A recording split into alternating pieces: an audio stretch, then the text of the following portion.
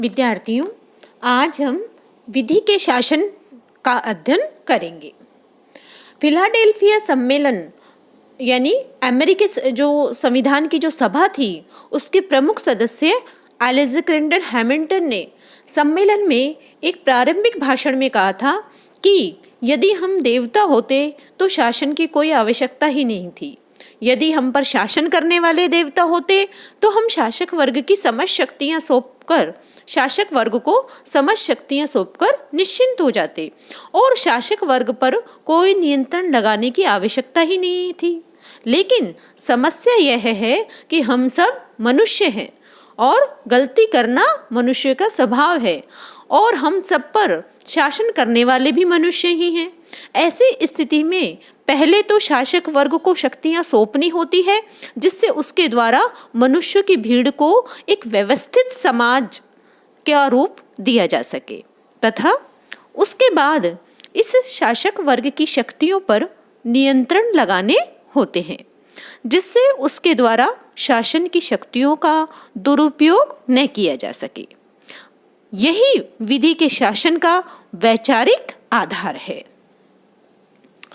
अरस्तु के समय से लेकर आज तक राज्यों और सरकारों के अनेक रूपों में वर्गीकरण किया गया है, लेकिन आज यथार्थवादी दृष्टिकोण के आधार पर राज व्यवस्था का अध्ययन करने वाले व्यक्ति इस बात पर बल देते हैं कि मूल रूप से राज्य और सरकार के केवल दो ही रूप होते हैं। पहला व्यक्तियों का शासन वाले राज्य और दूसरा विधि के शासन वाले राज्य। एक राज्य में जब व्यक्तियों का नहीं वरन विधि के शासन हो, शासक और शासित दोनों ही विधि के अधीन हो, शासक वर्ग को मनमाना आचरण करने की स्थिति प्राप्त न हो, वही विधि का शासन कहलाता है।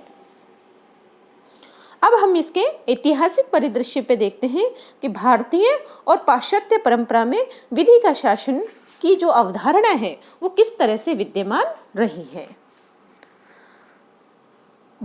सबसे पहले हम भारतीय चिंतन में देखें तो आचार्य भारद्वाज, पाराशर, नारद, भीष्म, मनु, कौटिल्य और शुक्र आदि विद्वान प्राचीन भारत के राजनीतिक चिंतकों में सबसे अधिक प्रमुख हैं।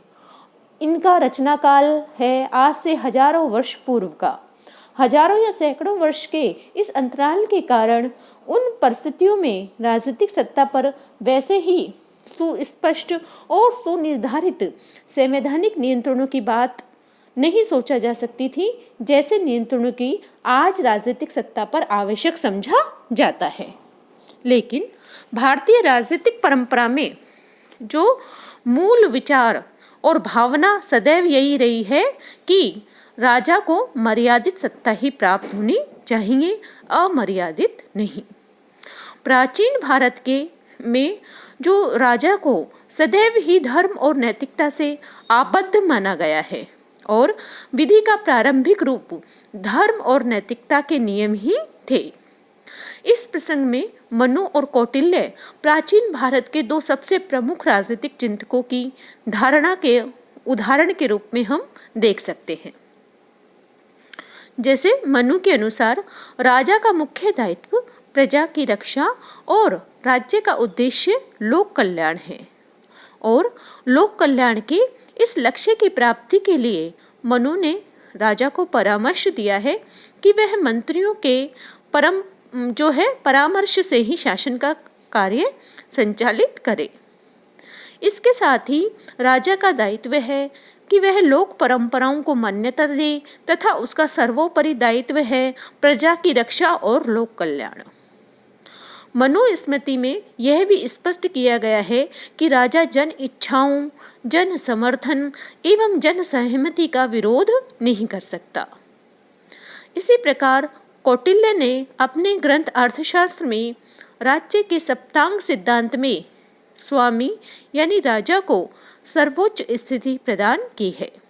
लेकिन कौटिल्य राजा के आदेश को न तो कानून का एकमात्र स्रोत मानता है और न ही सर्वतोमुख स्रोत। कौटिल्य के अनुसार कानून के स्रोत हैं धर्म, व्यवहार, चरित्र तथा राजा के आदेश। इस प्रकार राजा का आदेश कानून का सबसे निम्नतर स्रोत है। राजा द्वारा स्थापित धर्म, प्रचलित परंपराओं और शिष्ट व्यवहार के विरुद्ध कोई आदेश जारी नहीं कर सकता। उसका प्रमुख कार्य इन विधियों की रक्षा करना है। कौटिल्य के राजा के संबंध में M.G. कृष्णा राव ने ठीक ही लिखा है, राजा के द्वारा स्वयं को जनता का अभिकर्ता समझा जाना है और उसे धर्मशास्त्रों एवं देश की परंपराओं में प्रतिपादित कानूनों का पालन करना है, जो कि राजनीतिक संविधान है और नैतिक कानून भी।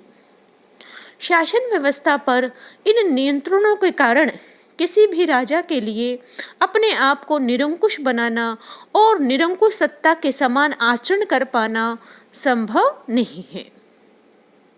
न केवल मनु और कौटिल्य वरन प्राचीन भारत के लगभग समस्त राजनीतिक चिंतन में विधि के शासन का प्रतिपादन किया गया है और उसे उचित माना गया है। भारतीय राजनीतिक विचारक ही नहीं वरन चीन के प्रसिद्ध विचारक कन्फ्यूशियस भी अत्याचारी शासक का प्रबल विरोध करते हुए शासन पर नियंत्रण रखने और उसे अनुशासन में रखने की आवश्यकता की बात कही है। उन्होंने इस बात का प्रतिपादन भी किया है कि शासन जो है परंपरागत मूल्यों और नैतिक आदर्शों से गहरे रूप से में प्रतिबद्ध होना चाहिए और लोक कल्याण के प्रति समर्पित भी होना चाहिए। तो इस तरह से भारतीय राजनीतिक चिंतन के परिप्रेक्ष्य में हमने देखते हैं कि विधि के शासन का एक सुदृढ़ आधार मौजूद है। अब हम देखते हैं पाश्चात्य चिंतन में। पाश्चात्य राजनीतिक चिंतन जो है वो यूनान से प्रारंभ होता है। यह बात समस्त राजनीतिक चिंतन के प्रसंग में तो नहीं, लेकिन पाश्चात्य राजनीतिक चिंतन के प्रसंग में अवश्य ही सत्य है। सुकरात के अनुसार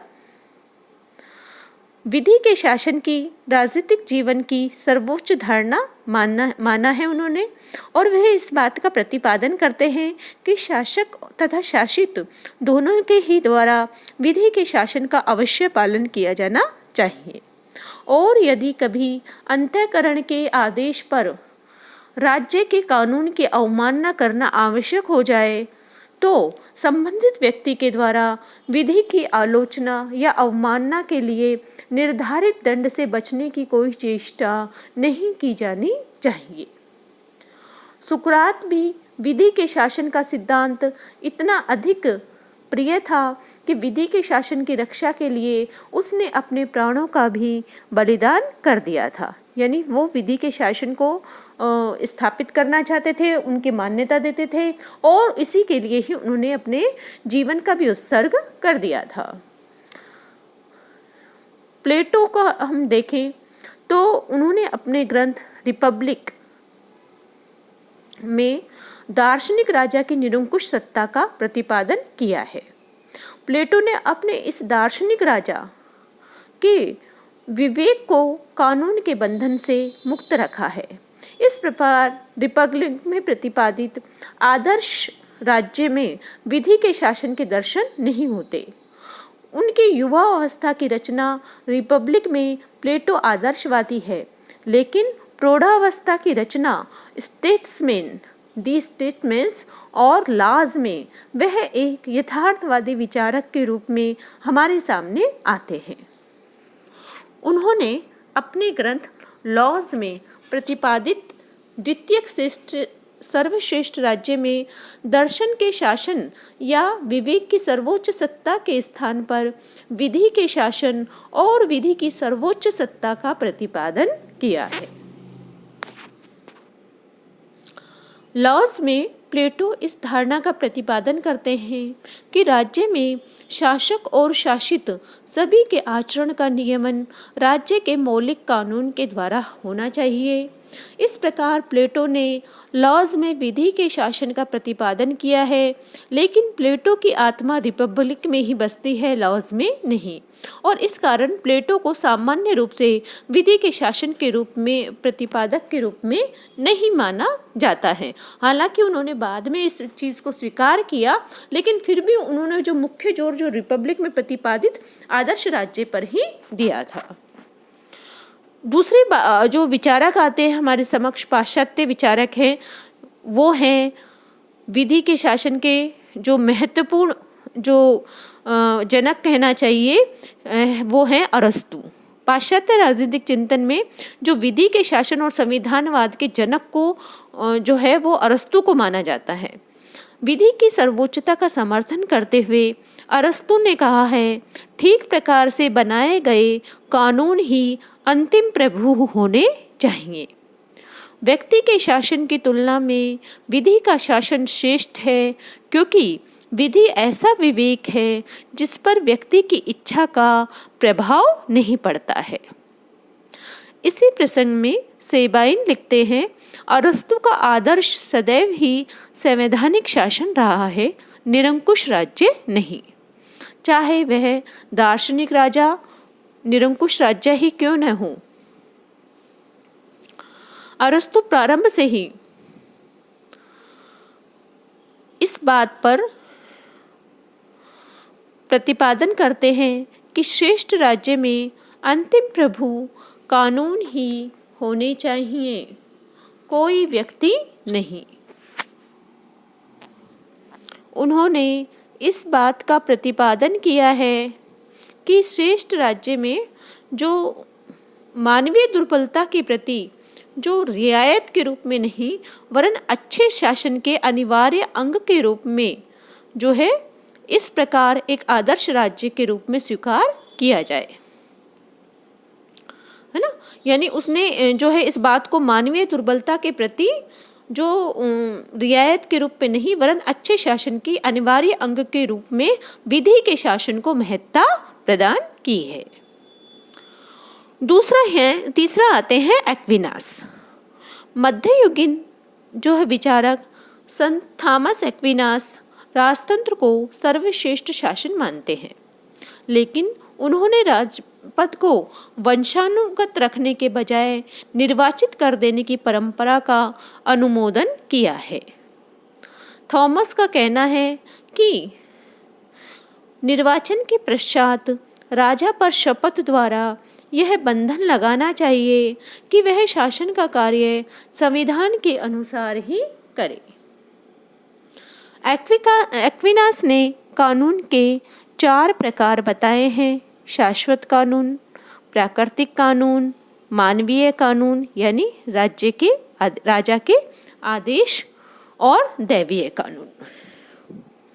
कानून संबंधी समस्त धारणा के प्रसंग में उसका मूल विचार है कि मानवीय कानून अनिवार्य रूप से जो है इस प्राकृतिक कानून के अनुकूल होने चाहिए, है ना। तो इस प्रकार जो एक्विनास है उन्होंने शासन के मनमानी करने की छूट नहीं देते वरन उसकी सत्ता पर कुछ बंधन को लगाते हैं। आधुनिक युग में तो विधि के शासन को व्यापक मान्यता प्राप्त है। फांसीवादी, नाजीवादी, सैनिक तंत्र और सर्वाधिकारवाद या अधिनायकवाद के रूप में इस प्रसंग में अवश्य ही अपवाद हैं, लेकिन यह बात पूरी तरह स्पष्ट हो चुकी है कि ये विचारधाराएं न तो राष्ट्रीय हित में है और न ही अंतर्राष्ट्रीय हित में। वस्तुतः विधि का शासन ही एकमात्र ऐसी स्थिति है जिसे सभ्य और सुसंस्कृत जीवन के अनुकूल कहा जा सकता है। राजनीतिक विकास और राजनीतिक आधुनिकीकरण की समस्त धारा हमें इसी दिशा में आगे बढ़ाती है। अब हम देखते हैं कि जो पाश्चात्य चिंतन में विधि का शासन जो सबसे अधिक जो प्रचलित है वो ब्रिटिश संवैधानिक व्यवस्था का नाम लिया जा सकता है ना। तो इस अर्थ में हम ब्रिटेन का देखें तो विधि के शासन का अर्थ महाविधि के शासन की विवेचना में एक शब्दावली का एक विशेष अर्थ भी है। यूरोप के विभिन्न देशों में कानून और न्याय के क्षेत्र में दो प्रकार की व्यवस्थाएं हैं। प्रथम इंग्लैंड में विद्यमान व्यवस्था और दूसरी फ्रांस तथा यूरोपीय महाद्वीप के अन्य देशों में विद्यमान व्यवस्था। फ्रांस और यूरोपीय महाद्वीप के अन्य देशों में विद्यमान व्यवस्था को प्रशासनिक कानून और प्रशासनिक न्यायालय की व्यवस्था के नाम से जाना जाता है तथा राजनीतिक दर्शन में विधि का शासन ब्रिटिश संविधान और शासन व्यवस्था के साथ जुड़ा हुआ है ना। विधि के शासन का आशय शासन का संचालन किन्हीं विशेष व्यक्तियों की इच्छा के द्वारा नहीं वरन विधि के द्वारा ही संचालित किया जाना है। जैसा कि हम पूर्व में भी इस बारे में बातचीत कर चुके हैं। विधि सर्वोच्च है, कोई व्यक्ति विधि के नियंत्रण से बच नहीं सकता। उच्चतम स्तर से लेकर व्यक्ति के निम्नतर स्तर तक सभी व्यक्ति विधि के सम्मुख समान हैं। विधि के शासन में निरंकुश विशेषाधिकार और सरकारी मनमानेपन के लिए कोई जगह नहीं है। अब हम देखते हैं डायसी ने विधि के शासन को संविधान का जो है वो ब्रिटिश संविधान का प्रमुख अंग माना है और उसके अनुसार जो है विधि के शासन की 3 प्रमुख विशेषताएं हैं। पहला है विधि की सर्वोच्चता, सुप्रीमेसी ऑफ लॉ।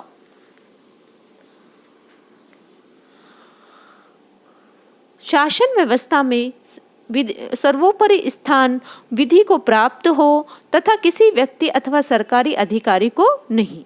इसका तात्पर्य यह है कि सरकारी अधिकारियों के द्वारा मनमाने तरीके से अपनी शक्तियों का प्रयोग नहीं किया जा सकता।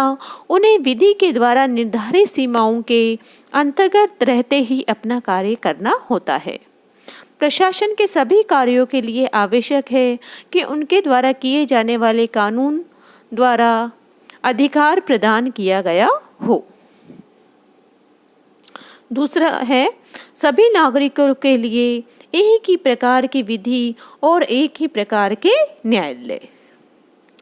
डायसी के अनुसार विधि के शासन का दूसरा तत्व जो है वो है कि सभी व्यक्ति चाहे उन्हें कोई भी पद या स्थिति प्राप्त क्यों न हो विधि की दृष्टि में समान है और उनके लिए एक ही प्रकार के कानून तथा न्याय व्यवस्था की स्थापना की जाए।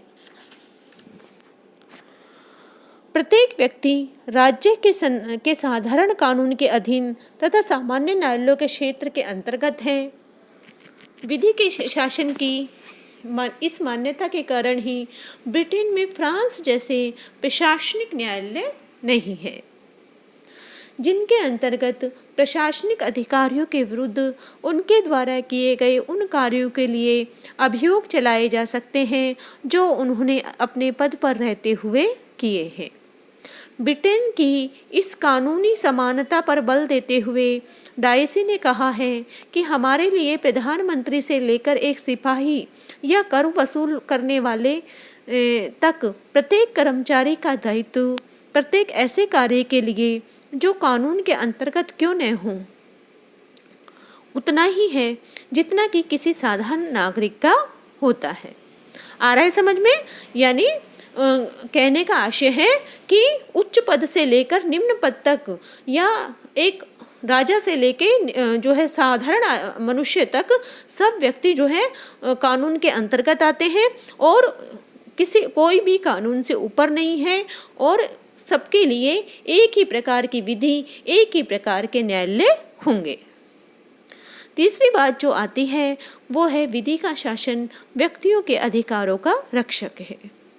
डायसी के अनुसार विधि के शासन का तीसरा अर्थ है वह विधि के सामान्य सिद्धांत नागरिक स्वतंत्रताओं के रक्षक और न्यायालय स्वतंत्रता तथा अधिकारों के संरक्षक है। यह व्यक्तियों के अधिकार और उनकी स्वतंत्रताओं की सुरक्षा इसलिए नहीं है कि भारत या अमेरिका की भांति उनकी व्यवस्था संविधान के अंतर्गत की गई है, वरन इसलिए है कि न्यायिक निर्णय उनकी रक्षा सदैव से करते आए हैं। विधियाँ नागरिक स्वतंत्रताओं और अधिकारों की किस प्रकार रक्षक है, इसे स्पष्ट करते हुए डायसी ने लिखा है कि केवल उस दशा को छोड़कर जब सामान्य न्यायिक विधि द्वारा यह निर्णय किया गया हो कि कानून का स्पष्ट उल्लंघन हुआ है, किसी व्यक्ति को न कोई दंड दिया जा सकता है और न ही उसे विहित रूप से किसी प्रकार की शारीरिक या आर्थिक हानि पहुंचाई जा सकती है।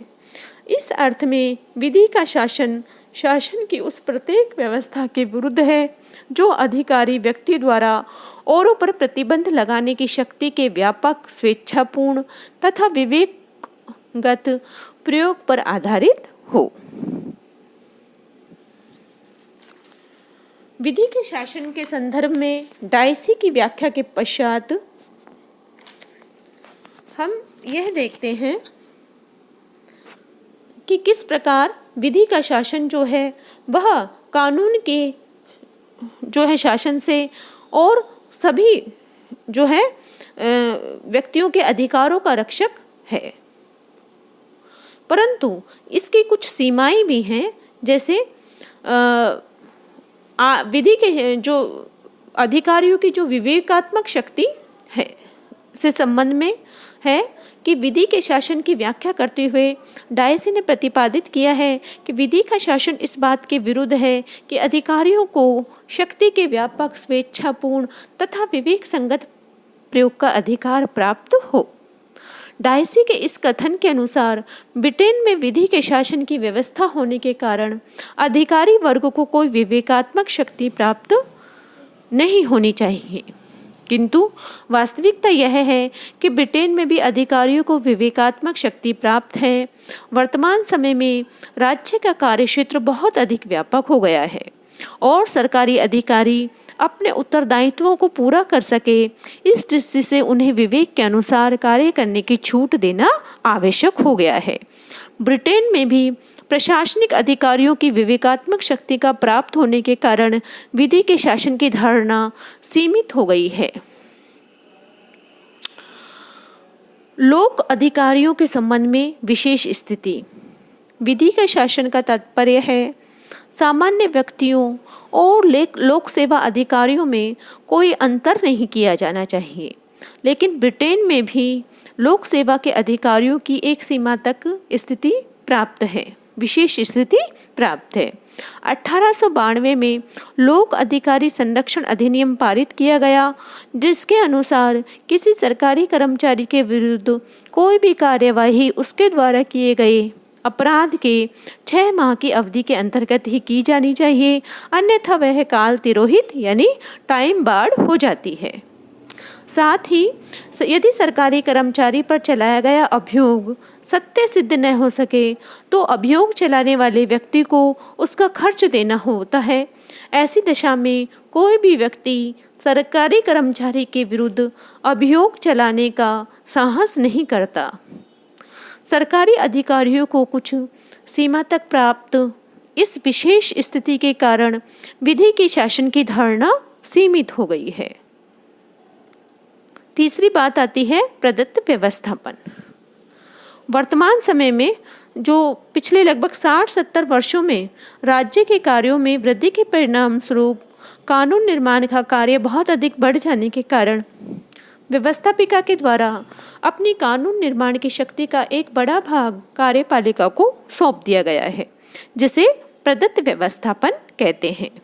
यह प्रदत्त व्यवस्थापन भी विधि के शासन को सीमित करता है, क्योंकि डायसी द्वारा प्रतिपादित विधि के शासन का अर्थ है प्रशासन का प्रत्येक कार्य या तो सामान्य कानून अथवा संसदीय जो है कानून के द्वारा अधिकृत हो। किंतु प्रदत्त व्यवस्थापन की उक्त व्यवस्था के अंतर्गत प्रशासन स्वयं द्वारा निर्मित नियमों के अनुसार ही कार्य करता है।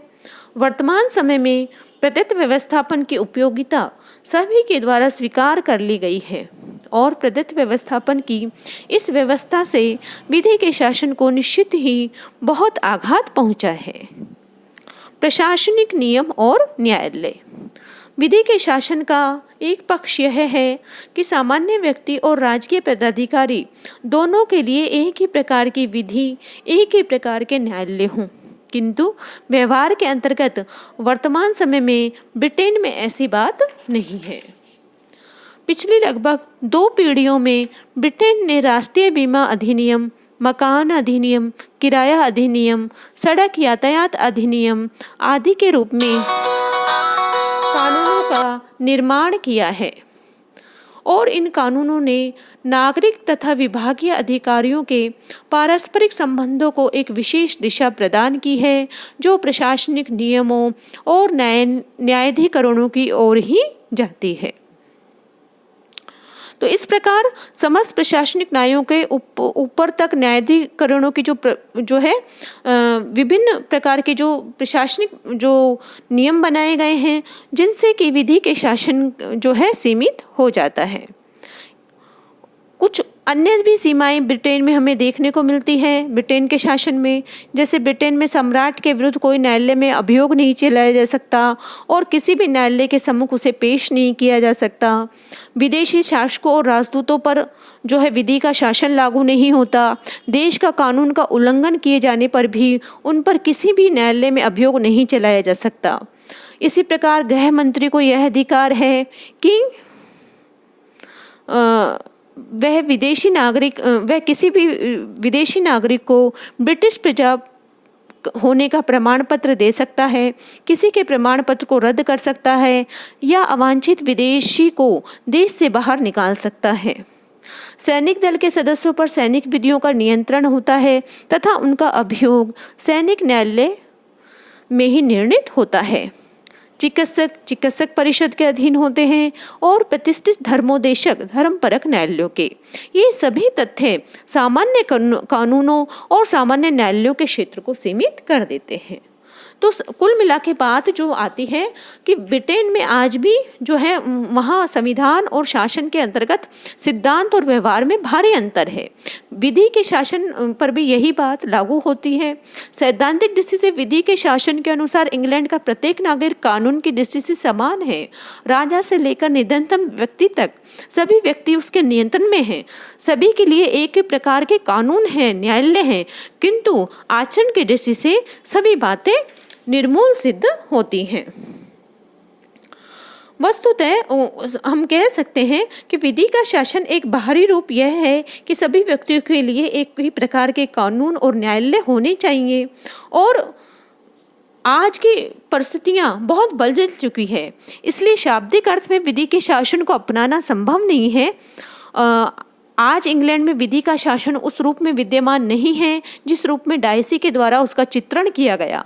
आज इंग्लैंड में अनेक रूपों में इसका उल्लंघन किया जाता है और अब इंग्लैंड में बहुत अधिक सीमा तक प्रशासनिक न्यायालयों का भी विकास हो रहा है।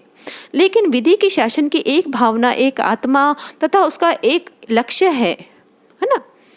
विधि के शासन की भावना का लक्ष्य है कानून के समक्ष सभी व्यक्तियों की समानता, मनमाने शासन का निषेध और ऐसी व्यवस्था जिसमें व्यक्ति के स्थान पर विधि की सर्वोच्चता हो, है ना, जिनमें सभी व्यक्ति न्याय प्राप्त कर सके।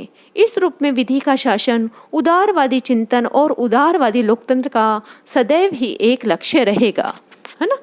और प्रशासनिक कानून और प्रशासनिक न्यायालय भी यदि शासन की मनमानी पर प्रतिबंध लगाने और सभी व्यक्तियों के लिए न्याय सुलभ कराने का कार्य करते हैं तो ये विधि के शासन के प्रतिकूल नहीं वरन निश्चित रूप से उनकी अनुकूल स्थिति है। विधि के शासन की भावना और उसका लक्ष्य है उदारवादी लोकतंत्र और उस लक्ष्य की प्राप्ति के लिए सदैव प्रयत्न करते रहा है और करते रहना चाहिए। धन्यवाद।